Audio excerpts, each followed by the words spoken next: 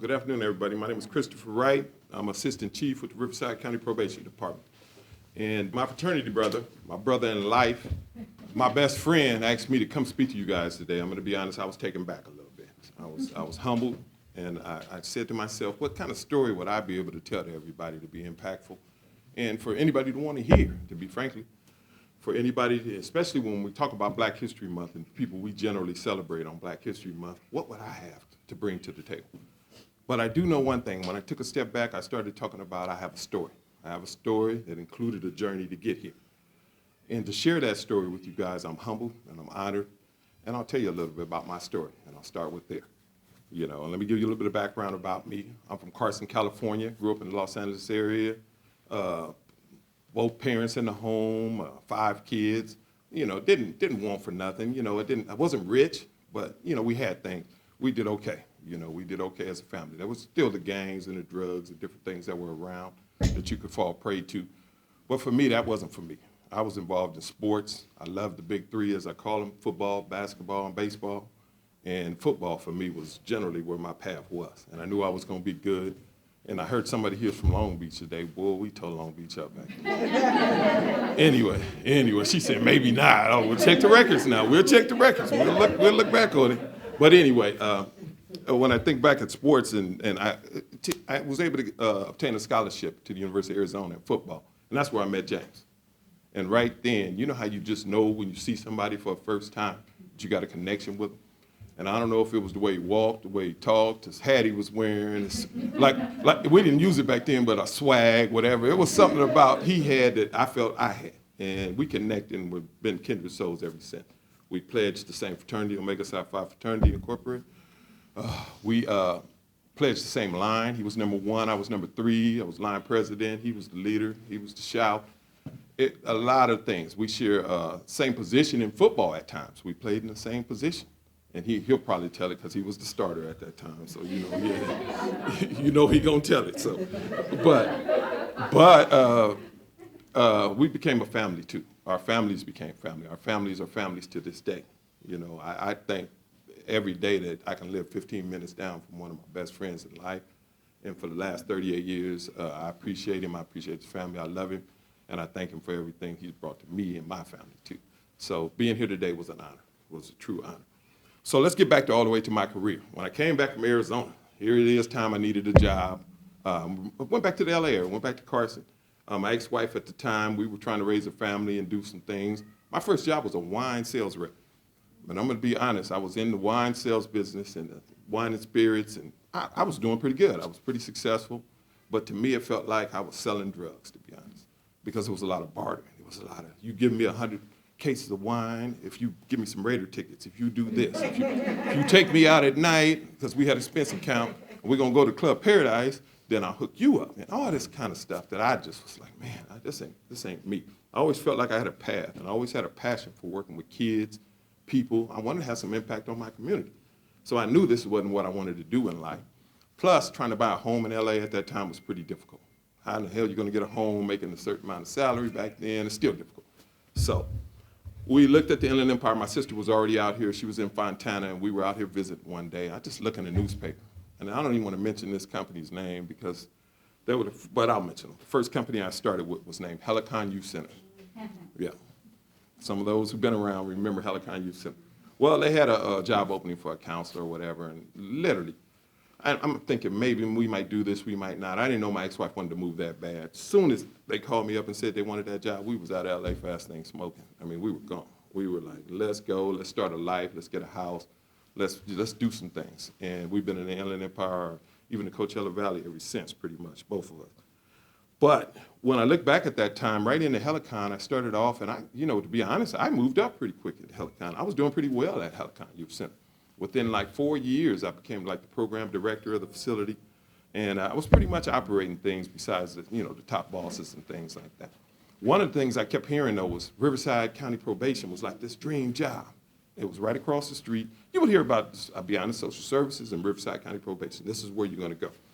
This is where, and Juvenile Hall was down the street too. But I wasn't sold. I didn't want to work in no juvenile hall. To me, I was at a place where I felt like I could have impact. I'm doing treatment. I'm doing all of this. Well, to be honest, some things started happening at Helicon Youth Center. You know, kids started running out of that place, and staff started doing certain things and getting people in trouble and all kind of stuff I won't mention on this speech today. But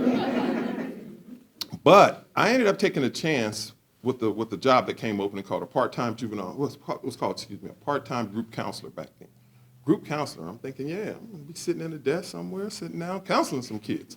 Well, that was a CO, basically, for juveniles. It was basically working in juvenile hall as a part-time staff. And all you did was when the full-time staff told you to do something, you did it. But what ended up happening in that meeting at Riverside Juvenile Hall, I met two people who had who had a big impact on my career. One was a Latino female named Cecilia Rios Storage, who was the director of the facility. And there was an African-American male named Dave Smith, who happened to be the assistant director at the time. And every time I would have contact with them, they would say the same thing. When are you gonna come full-time, stop messing around with that facility? What are you doing? You know, you're wasting your time. You could be the best probation officer. I can tell you have a certain skill set. You have something that these kids like and all this kind of stuff. But I kind of shined them off for about a year and a half, maybe. And then things started happening at Helicon.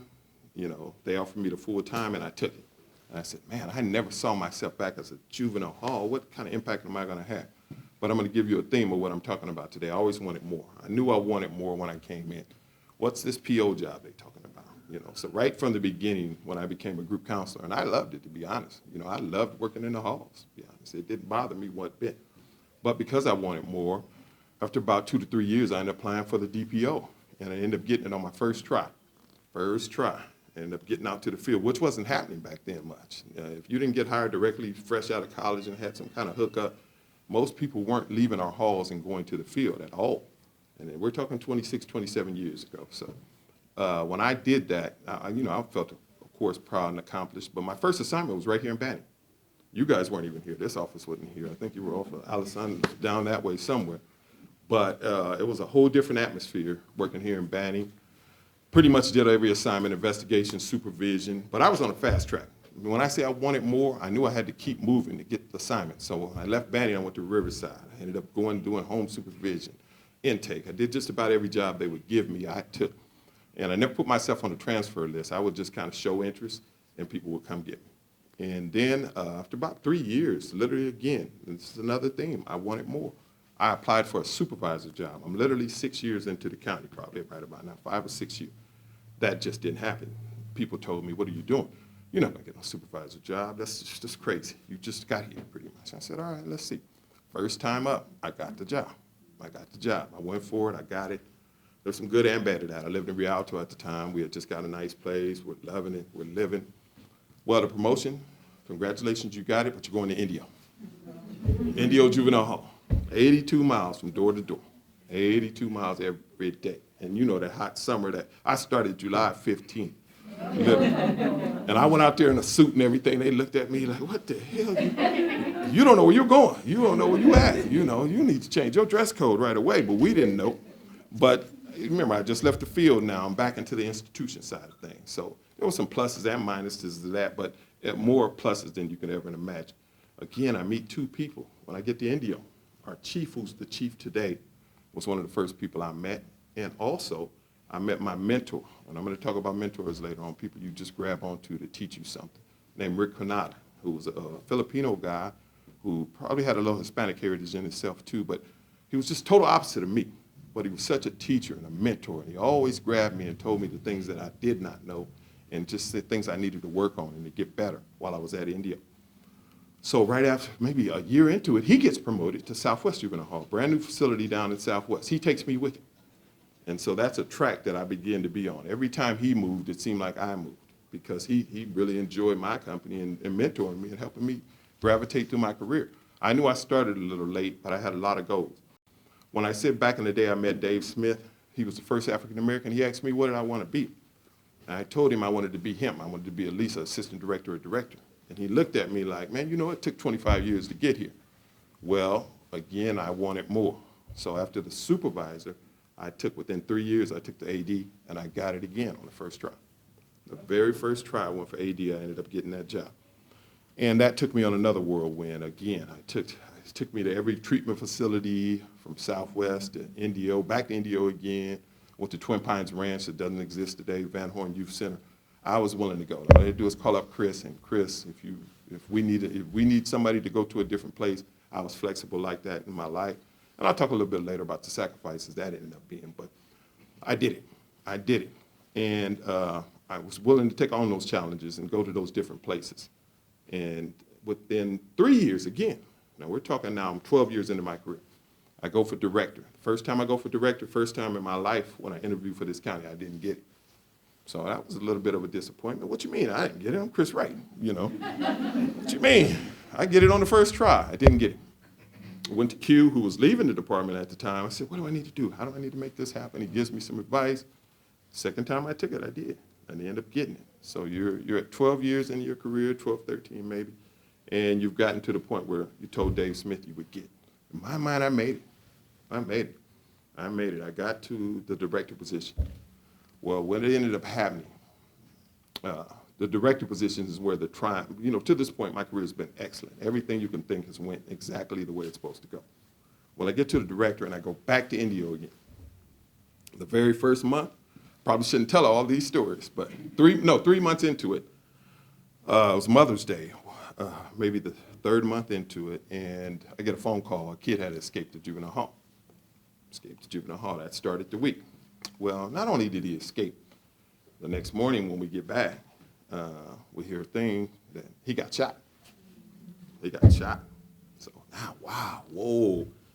Then we have another incident where one of our staff was arrested. I can't bring that up at all. That's just ridiculous. But then we have a kid who didn't want to go to Riverside at all, so he jumps out of a van on the freeway. And this is all in 1 week. This is Wednesday. So I'm thinking, what else could go wrong? What else could go wrong? By Friday, we have a kid who I still call the greatest athlete I've ever seen in my life, do a Michael Jordan, Peter Pan move over a fence. To this day, I never seen nobody do it. I mean, I consider myself, well, I did consider myself an athlete, but no way. But he did it, and he was able to escape the facility. So I'm thinking, my career is over. My career is over. All in 1 month, all this goodwill I built is all gone. It's all gone, just like that. But it's interesting, I was telling Kevin about our chief at the time. He was a pretty tough guy, pretty direct guy. He comes in, and he says, you know I'm going to fire somebody sooner or later. I said, well, Chief, you're not going to fire me. You're not going to fire me. I said, I'm going to tell you why. I said, because I'm accountable, and I'm one of those people who, this is my operations, this is my shop. You don't have to worry about this. You come back a year to this day. I'm going to give you a year to come back. And if you see the same type of operations, you see the same type of things going on, I'm giving you the will to let me go. I'll let myself go. I said, that's not going to happen. Well, literally, I'm going on, moving on with my life, doing my job. I'm down at Indio Juvenile Hall. Good things are happening, though, at the halls. I get a phone call that he's up front. Our chief is up front, literally a year to that day. Well, he takes me. I can't tell the whole story, but what he does is he's at the facility. He takes me to dinner at Jackalopes Ranch down in Indio. Lunch, actually. He says, let's just get out of here. And he presents me with a nomination for an award, for CAPI Award, which is basically for doing the best job as a director in your facility and cleaning up your facility. And that had a nice, profound effect again on me again. It put me back on a path that's where I'm at today, where I just kept going, and I kept being determined about it. I was a director with this county for 11 years. 11 years. I interviewed 6 times. So when we talk about you getting it every time, no, I didn't get it every time now. So your first 3 times you're thinking maybe just because the age of the people, not just age, but their experience, the things they bring to the table, you're just interviewing for the experience, really. So you're trying to become a chief deputy at some point. I'm wanting more again. Well, then there's those last 2 or 3 times where you're feeling like, is there something else there? Is it my skin color? Is it me? Is it how I present myself? What is it that I'm not getting this job? But I've never been one to make excuses. Never been one to look at things like that. I never been one to, if that thought came into my head, I knocked it out so quick because I knew eventually where I wanted to go and where I wanted to be. And eventually I was going to be the chief deputy one day, and I told myself that. And I'm going to get down to the nitty and gritty right now. I'm going to tell you about becoming the chief deputy and the day it happened. The day it happened, the day we went for the interview, I ended up going to a meeting, somewhat similar to this. And we had a consultant at the time. I ended up having a kind of a controversial conversation with him at the meeting in front of everybody, where I took a position of what I consider leadership for some complaints we were having about the system we were putting in. And it didn't, you know, you can call it whether it went well or not, but I took a position in front of a lot of people. So before I go to the interview, I get into the interview and I hear from the chief right away. Well, before the interview, I ended up calling out of all the people my ex-wife for some advice and told her what happened in that meeting. And I was like, man, I don't know how I'm gonna get it now. I don't know how that's gonna come off, that I'm being insubordinate or, you know, just coming off. And she says, you know, you're gonna get that job. You're gonna get that job and you're gonna get it today. She says, I'm hearing what you're telling me is I'm hearing your leadership qualities. I'm hearing your ability, no matter what the consequences are, to stand up and speak and to say, hey, this is not right. Let's take care of this.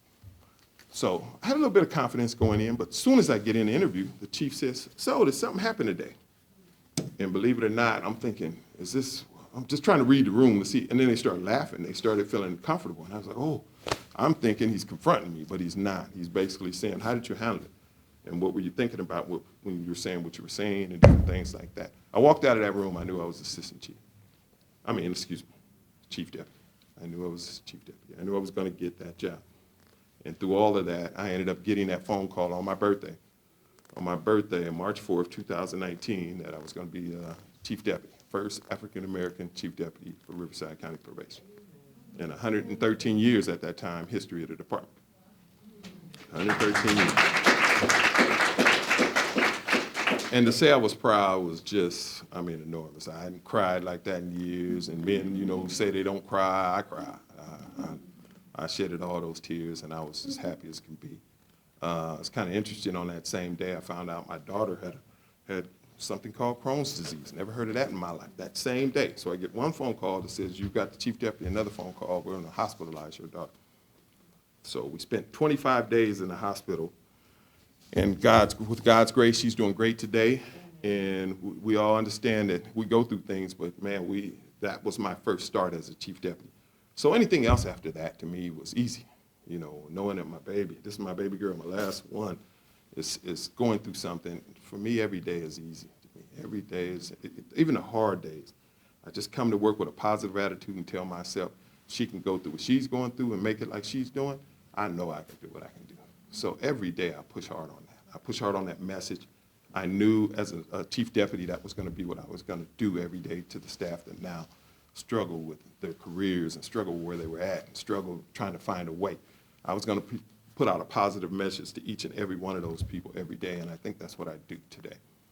Kind of weird after this, and good luck and bad luck. The chief that I talked about, who's our chief today, who I met way back in India, we always worked together. We just kept crossing paths at points in our career.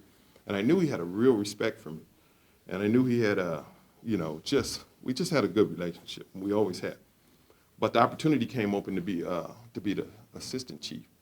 And I thought we were going to go through this long, hard process. And because the assistant chief is those positions that can be appointed and different things like that, he walked in my office one day after one of our retirements and says, congratulations. I said, what are you talking about? He says, you're my new assistant chief, if you so want it.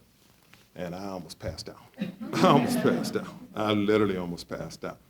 And when you think about being second in charge of such a large organization and being the responsibility of being who the assistant chief is, it's sometimes overwhelming just when I wake up in the morning, to be honest. I said, dang, that's my position. But I do hold it with respect and honor, and I do try to work hard every day for our staff. I have a vision for our department. I have a vision for our staff. And I love our chief for giving me that opportunity to have the internal vision. He handles a lot of the external, the meetings, the shaking the hands, the greeting, the barbecues. He probably would be here today if he found out there was barbecue. But he handles a lot of that, and I'm pretty much internal. So what I'm trying to do is build an infrastructure, not top-down heavy, but at least getting that executive team on the same page and then working downwards and then saying, hey, who does the work? The work is done right here with the line staff, and they need those supports. They need those work-life quality things. They need those 410s and different things that make their lives better. And so it's a constant struggle back and forth to make a change so quickly, because our department traditionally has done things differently. And so now we're talking about things we've never talked about before, and I think generally I love my job, to be perfectly honest. And lastly, because I know it's getting a little warm in here, I just want to live on a quote that I just want to tell you about something that I live by. And I live by a quote by Jackie Robinson where he talks about your life only being worth the impact that you have on other people's lives. And I live by that. I do. I say to myself, what impact am I having on my staff every day, my family, my kids, my parents who are still living, and everything around me? I think, what have I made better each day? And truly, if each and every one of us look at that, I know we come to work, we talk morale, we come to work and we struggle with how things are, or maybe they're not. But I'm gonna tell you this, most of us want food, shelter, and love. We don't get any of that here, usually. You know, you're not supposed to be love and all that here, you know. So, and shelter, I guess, if you have to work to get a job, right? So I guess, but you can work anywhere. So come to the job with a positive attitude, thinking, what can I do? What can I do personally to make it better? What's my plan? What's my goals? And start working individually from yourself out. I guarantee you'll enjoy your job much better. Thank you guys for allowing me to speak to you today and sharing my little parts of my story. I enjoy my job again. I wouldn't trade it for the world, and I'm happy to be where I am, and I do want to be the chief of Riverside County Probation one day.